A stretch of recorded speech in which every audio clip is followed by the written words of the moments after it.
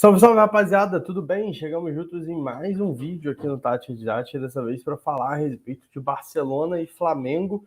A partida de ida terminou 2-0 para o rubro-negro e agora vai definir aí a classificação para a final, tentar voltar à final depois de 2 anos da Libertadores, num confronto que vai acontecer no Equador.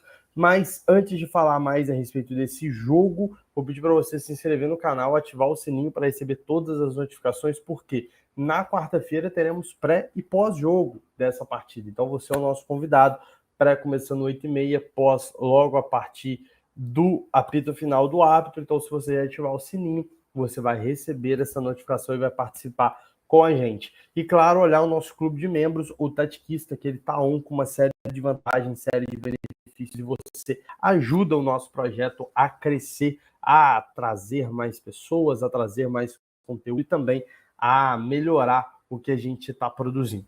Enfim, passados esses primeiros recados, vamos à análise do Barcelona e Flamengo depois da vinheta.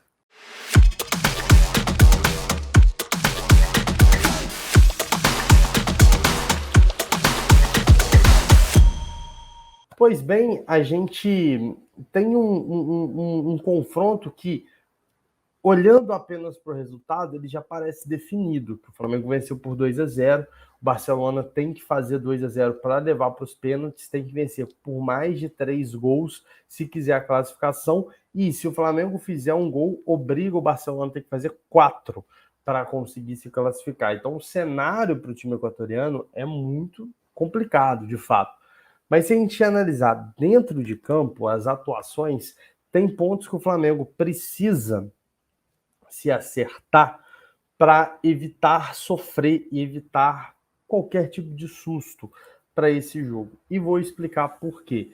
O Flamengo, no confronto de ida, né, no confronto em que o Flamengo venceu a equipe do Barcelona, a defesa do Flamengo ela pecou em alguns momentos, tanto que o Diego Alves fez belíssimas defesas, como essa que eu estou mostrando para vocês na imagem, em uma finalização a queima-roupa dentro da área, o Diego Alves fez uma grande defesa, e não foi apenas essa.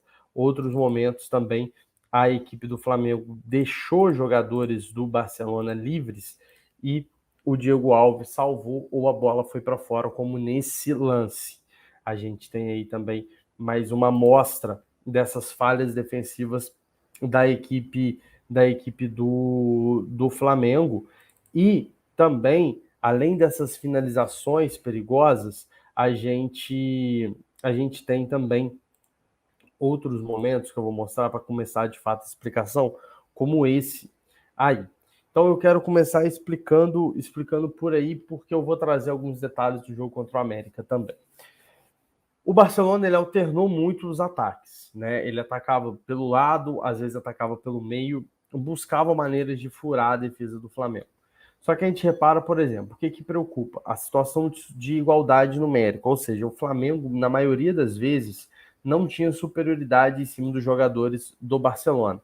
Jogada pela linha de fundo individual, Damian Dias contra o Isla. Dentro da área, você já vê 3 jogadores do Barcelona contra 3 do Flamengo. Ou seja, uma situação de risco que, se o Isla perde no mano a mano do Damian Dias, o Damian Dias ele passa sozinho. Muito mais fácil alguns dos atacantes que estão próximos dos zagueiros e do Arão conseguirem, no jogo de corpo, desvencilhar e ficar em condição de receber a bola. Esse foi o momento. Tivemos outros também ao longo da partida, em que o Barcelona ele também se encontrava em situação de igualdade numérica. A gente viu o Damian Dias aqui pelo lado e os jogadores do Barcelona em situação também de igualdade numérica. A gente vê, por exemplo, buscando o espaço entre o Rodrigo Caio e o Davi Luiz, e entre o Davi Luiz e a lateral esquerda do Flamengo. Você vê que uma metida de bola que às vezes o Damian Dias pudesse fazer, poderia colocar esses jogadores na cara do gol. Óbvio, a gente está falando de uma dupla de zaga que é rápida, mas você não pode ficar contando que sempre o zagueiro vai pegar a bola. Pode ser que isso não aconteça. Então você precisa ter uma cobertura. E isso o Flamengo não teve nesse confronto contra o Barcelona. O Barcelona conseguiu também, em outros momentos, ter superioridade na parte ofensiva, como nessa imagem. 3 jogadores do Barcelona contra 2 defensores do Flamengo e um chegando livre pelo lado esquerdo no espaço onde deveria ter o Isla ou o Rodrigo Caio fazendo a cobertura, ou até mesmo algum volante estando ali para fazer essa proteção. Ou seja, o Flamengo ele deixou espaços para o Barcelona que o Barcelona não aproveitou, ou o Diego Alves defendeu. Só que isso não é bom, você não pode contar que sempre o seu goleiro vai ser o melhor do jogo, você não pode contar sempre que o jogador adversário não vai concluir em gol uma finalização clara. O Flamengo precisa evitar que esses espaços aconteçam. No jogo contra o América, e é importante a gente trazer isso, esses espaços também apareceram. Mas aí você pode virar, Matheus, mas no jogo contra o América a defesa era reserva e tal. A questão não é o jogador em si, é o sistema que está, independentemente dos jogadores, apresentando esse problema. Então, seja com a zaga considerada titular, com a chegada do Davi Luiz, seja com a zaga reserva, com o Gustavo Henrique e Léo Pereira, os espaços eles aparecem do mesmo jeito. Ou seja, há um problema que é na dinâmica defensiva do Flamengo.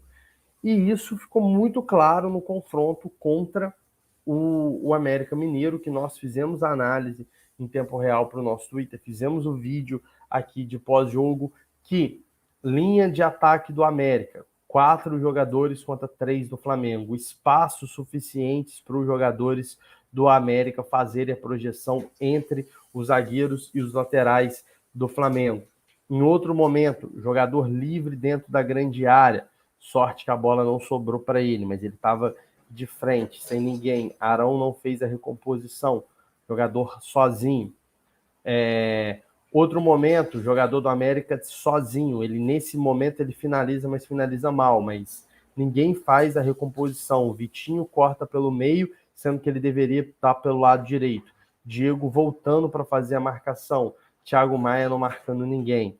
Então, mais uma situação de perigo aí que o América poderia ter criado. Então, assim, são algumas situações que aconteceram nesses 2 confrontos que fazem com que a gente tenha uma preocupação de como vai ser esse jogo contra o Barcelona, porque o Flamengo tem apresentado falhas. Gol do América, 4 jogadores do América na área contra 3 defensores do Flamengo. Ou seja, o Flamengo muitas vezes ele corre esse perigo, ele joga com o mesmo número de defensores que o número de atacantes adversários, ou às vezes com um número menor de defensores do que de atacantes. Isso favorece muito os espaços, isso favorece muito que os jogadores do time adversário consigam de alguma maneira ter a bola, finalizar, buscar o gol, criar uma jogada. Então o Flamengo precisa acabar com isso. A saída para o Flamengo ganhar do Barcelona vai ser a mesma do jogo de ida, explorar os espaços que o time for dar. O Barcelona é um time que concentra a marcação, do lado do campo sempre vai ter espaço, como foi a natureza dos 2 gols do Flamengo no Maracanã. O Flamengo vai explorar esses espaços do mesmo jeito, porque essa é uma característica do Barcelona, é muito difícil eles mudarem isso de um jogo para o outro. O Flamengo pode se dar o luxo de ficar com as linhas mais equadas e buscar o contra-ataque, porque o Barcelona vai ter que buscar o jogo, vai ter que ir para cima do Flamengo. Então, assim, há algumas vantagens para esse duelo, algumas vantagens para esse confronto, mas essas falhas de posicionamento defensivo, da organização defensiva do Flamengo chamam a atenção. E esse é o principal ponto que pode levar a uma zebra, a uma classificação do Barcelona. E não só para esse confronto, serve para todos os jogos do Flamengo. São erros que sistematicamente têm acontecido, principalmente se o Flamengo toma o primeiro gol. Então, é um detalhe que a gente precisa ficar atento e cobrar qual vai ser a evolução do Renato Gaúcho. Curtiu, não curtiu? Nosso chat está aberto, espaço plural democrático. Você já manda o seu comentário lá que a gente responde. E, claro, lembrando de se inscrever no canal, ativar o sininho para receber as notificações do nosso pré e pós-jogo, já te convidando. E, claro, olhar o nosso Tatiquista, o nosso clube de membros, porque você pode se tornar um parceiro do Tática Didática, ganhar uma série de benefícios e ajudar o nosso projeto a crescer. Por isso, siga, curta e compartilhe o Tática Didática. Um forte abraço